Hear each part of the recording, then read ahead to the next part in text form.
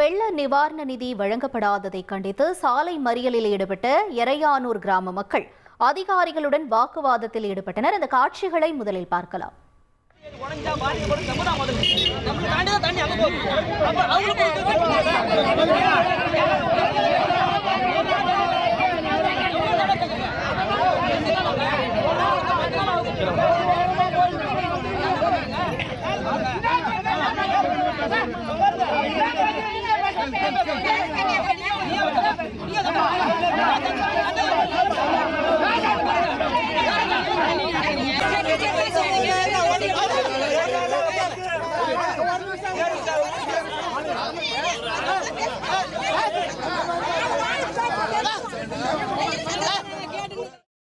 கூடுதல் விவரங்களை செய்தியாளர் ராஜசேகர் வழங்க கேட்போம். ராஜசேகர், வணக்கம்.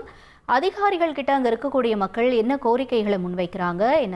எல்லா பேங்க்லயும் லோன் வேணுமான்னு கேக்குறாங்க. ஆனா அப்ளை பண்ணா லோனே கிடைக்க மாட்டேங்குது.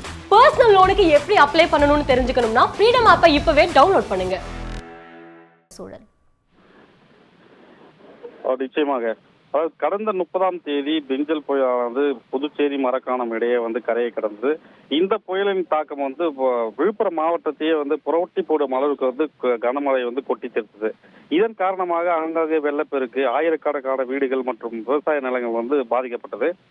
இந்த நிலையில பார்த்தோம்னா வெள்ளத்தால் பாதிக்கப்பட்ட வீடுகள் வசித்து வரும் குடும்பங்களுக்கு தலா 2000 ரூபாய் நிதி வழங்கப்படும் என அரசு அறிவித்தது.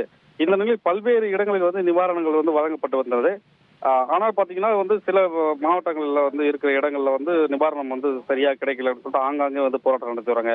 இந்த நிலையில பார்த்தோம்னா விழுப்புரம் மாவட்டம் திண்டிவனம் அருகே உள்ள எறையானூர், வராகப்பட்டு, எடையன்குளம் கிராம மக்கள் வெள்ளத்தால் பாதிக்கப்பட்ட மக்களுக்கு 2000 ரூபாய் நிவாரணம் வழங்கவில்லை என அப்பகுதி மக்கள் பாத்தீங்கன்னா திண்டிவனம் புதுச்சேரி தேசிய நெடுஞ்சாலையில சாலை மறியலில் ஈடுபட்டு வராங்க. இந்த காட்சி தான் நம்ம இப்ப பார்த்திருக்கோம். இந்த சாலை மறியல பாத்தீங்கன்னா புதுச்சேரி திண்டிவனம் தேசிய நெடுஞ்சாலை போக்குவரத்து நெரிசல் காணப்பட்டு வருகிறது. இதனை அறிந்து அதிகாரிகள் மற்றும் போலீசார் சாலை மறியலில் ஈடுபட்ட பொதுமக்களிடம் பேச்சுவார்த்தை நடத்தி வருகின்றனர். இந்த காரணத்தால் தேசிய நெடுஞ்சாலை பெரும் பரபரப்பை காணப்பட்டது என்று சொல்லலாம்.